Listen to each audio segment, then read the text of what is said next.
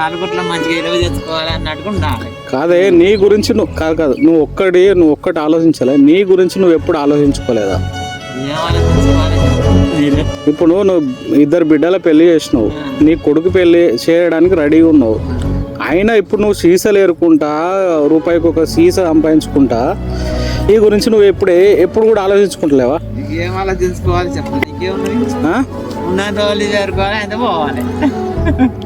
ఇప్పుడు నువ్వు సంపాదించేది ఎవరికి ఇస్తావు? మళ్ళా ఏం సంపాదించాలి? మన కాదు రోజుకి ₹1 సంపాదిస్తావు, అది ఎవరికి ఇస్తావు?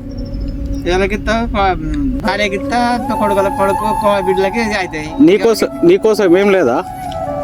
నాకు ఉంచుతారా? ఇంకా ₹2000 బిజినెస్ రాగానే అంటుంది. అక్కడ ఇక్కడ సిటీలో అట్లా కట్టు, సిటీలో వచ్చి ఇప్పుడు రోజుకో ₹1 వచ్చినా నీకోసం నువ్వు ఉంచుకోవు. అట్లా ఉంచుకుంటే మంచిగానే ఉండిపోవచ్చు. నేను చెప్తలేనా?